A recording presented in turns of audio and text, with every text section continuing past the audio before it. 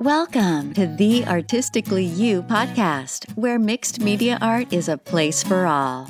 Here, we are going to talk about art as a mindful practice, connect with our creativity, and embrace curiosity. This is your host, mixed media artist, Jana Oliveira. Hi creators, I thought that after so many nice topics we have covered so far, I could record an episode for you to get to know me better. I believe that in these episodes you have been learning that I love to have guests and talk about all sides of art creation, but I never really let you guys know how did I get here. So today I'm gonna talk about this, how did I get in this beautiful art environment. Amazingly, I thought for so many years that I was never creative. Sounds familiar, right? I mean, many of us think that, and that is so wrong. I actually have a previous podcast episode about explaining how we are all creatives. But way before I even had my son, back when I lived in Oklahoma, a friend of mine from Florida sent me a little piece of paper because I have just left Florida to move to Oklahoma. And I had many friends there, and so she wanted me to have something to record, so she sent this piece of paper with photos and wrote things and had stickers. And I called her to thank her, and I told her, "What is that?" And she told me, "Oh, this is just a little scrapbooking for you." And I got, so curious about, because I never heard about that, and I got fascinated when I started to go to Google, and I went in a dark hole of all things scrapbooking related and card making. And I thought that it looks all much fun, but I was a little, thought that would be too hard. So I wanted to start to play with this stuff, and I thought the card making would be an easy way to get started, to learn. And so I started doing cards and learning about card making, and the card making community was amazing at the time. There was no such a thing as Facebook or Instagram, and we would visit people's blog, and they would visit my blog, and we would exchange cards, and I still actually have some cards today from people that exchanged with me. And because I got so intimidated by the whole scrapbooking size, I decided to start with mini albums, and I liked so much that I started doing, at the time, classes at Ning. I liked very different and all kinds of different kinds of books. I had my son, then I started to document more and to do regular scrapbooking.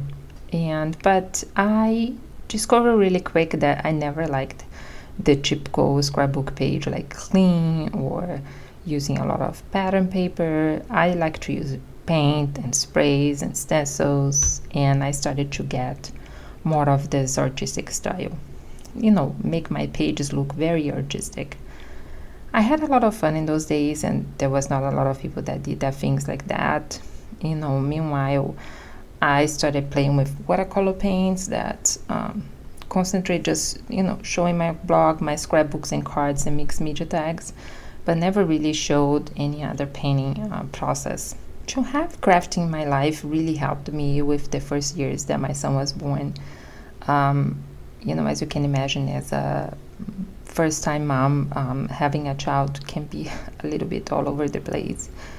And, the newborn, lack of sleep, all that. And especially after my son was diagnosed as autistic. So everything changed, and I stopped working, and our life was, in the beginning, he had many issues, he had to do many therapies, and it was really a tough time, and scrapbooking and crafting really helped me to keep my sanity.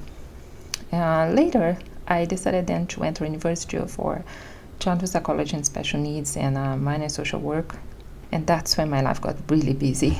I found that I didn't have time to continue to do the pages that I was doing because, working with paint and spraying things and doing pages, it was taking too much time for me. So I changed to digital scrapbooking while I was in university.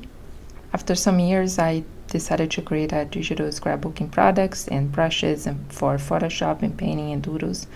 So even though my creations were digital, all my supplies were from my paintings. I continued to paint and create things and watercolor and all that. So returning to workforce, for me, it was not easy. I had certifications done, worked really hard to get them, all kinds of certifications, not just my behavior technician certification, but CPR and all this kind of things, and worked in a school in a high school for autistic kids, and did some therapy in clients' homes. But as it is today, and still continuing on, childcare is a huge problem today. So I started struggle to pay for childcare, and having that to justify with what I was making my job. So it was costing me more to pay for childcare than to work. So it's sad, but it's the reality. So I had the decision to stop working when COVID came, and because it made no sense for me during COVID to, put our health in danger while I was not making even money. Meanwhile, while that was happening, I was painting with my paints and decided to say yes to, everything, that color and photos, and shedding that, the paints, the happiness that they were bringing me. And I start to feel that every time I walk around the house and see paintings, and I feel so happy, and I feel that moment of connection.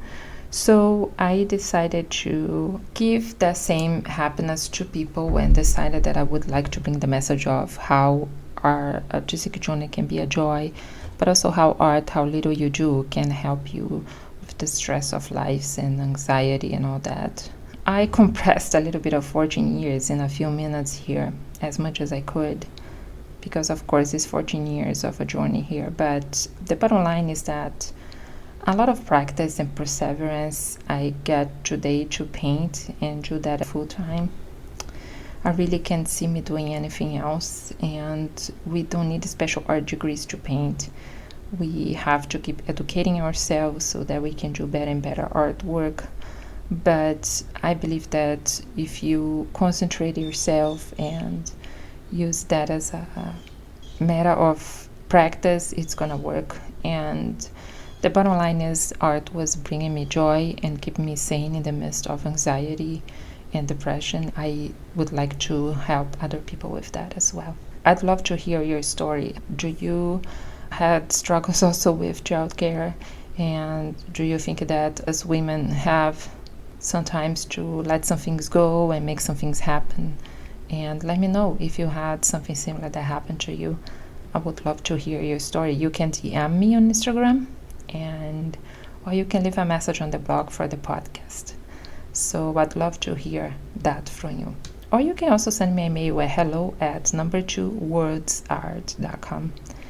Let me know if you have any kind of struggles, and if you got started with your art and how art has been helping you. I also would like if you could leave a comment on the Apple Podcasts if you have been enjoying the podcast. That really help us to keep the episode active in Apple Podcasts, so I really appreciate that. So to the next episode, and keep being creative. Thanks for listening. Check episode notes at 2worldart.com/blog. Connect with Jana on Instagram at Jana_2worlds. And make sure to receive our artful insights by signing up at bit.ly/join2worldsart.